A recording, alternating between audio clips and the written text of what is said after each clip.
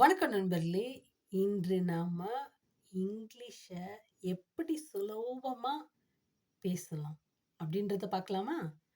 அதாவது தமிழ் வழி கல்வி மாணவர்களுடைய ரொம்ப நாள் ஆசை.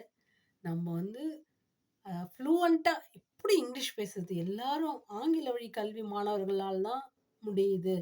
அதுவே கிராமப்புற மாணவர்கள் வந்து கொஞ்சம் தயங்குவாங்க பேசுறதுக்கு.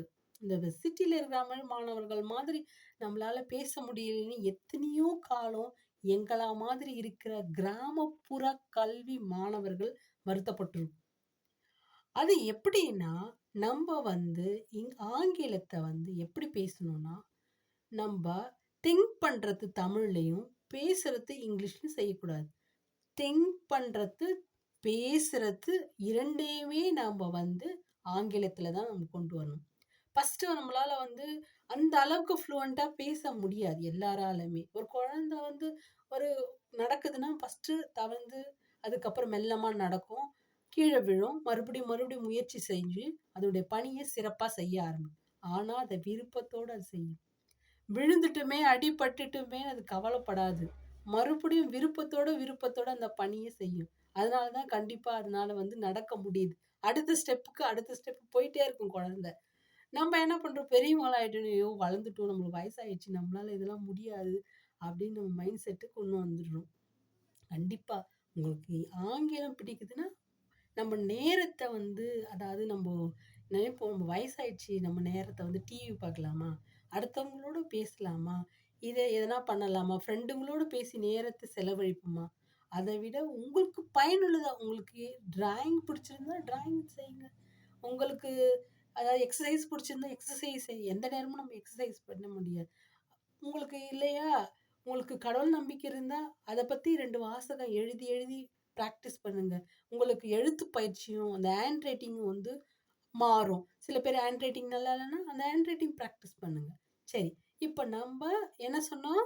திங்க் பண்றதும், பேசுறதும் ஆங்கிலத்தில தான் இருக்கும். ஃபர்ஸ்ட்ல வந்து நீங்க அதாவது 2, 3 வார்த்தையோ 5 லைனோ எழுதி மனப்பாடம் செஞ்சுட்டு, அதுக்கப்புறம் உங்க ஃபோன எடுத்து நீங்க அத ரெக்கார்ட் பண்ணி, அதுக்கப்புறம் பேச ஆரம்பிங்க. கொஞ்சம் ஃபர்ஸ்ட்ல வந்து உங்களால கொஞ்சம் மறந்துரும். அதுக்காகலாம் பயப்படக்கூடாது. மறுபடியும், மறுபடியும், மறுபடியும், மறுபடியும் நீங்க செஞ்சீங்கன்னா, நெக்ஸ்ட் மந்த் கொஞ்சம் வளர்ச்சி அடைந்திருக்கும். அதுக்கு அடுத்து நெக்ஸ்ட் மந்த் இன்னும் கொஞ்சம் வளர்ச்சி அடைந்திருப்பீங்க. ஓகேவா? ஃப்ரெண்ட்ஸ் போலாமா? சரி. இன்னைக்கு நம்ம பார்க்கக்கூடியது music. Friends, do you like music? Yes. I also like music. Yes, music is such a wonderful tools because you have any sad mindset. That time you turn on TV, you hear sing a song.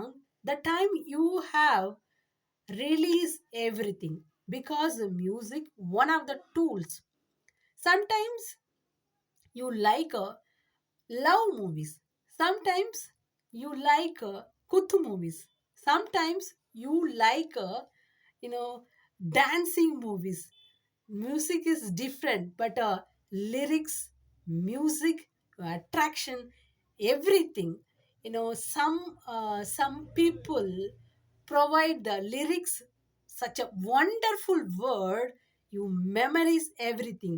You travel a car by the bus. At the time you hear the music, your mindset very very cool. Your travel journey, that the time you like melody movies. Some people like love movies. Some people like kuthu movies. Music is different, but people mindset is difficult.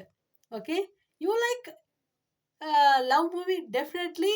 Every time you hear love movies, you did not like love movies. The time you change kuthu movies. Some people like Ghana movies also. Yes, music one of the tools. you know some people like Karnat Sangeet music. I am also like a Karnat Sangeet music, but I can do practice. But I hear the word, but I am also like Karnat music also. Thank you, friends. Thank you. Thank you so much. Give the opportunity. Thank you, friends.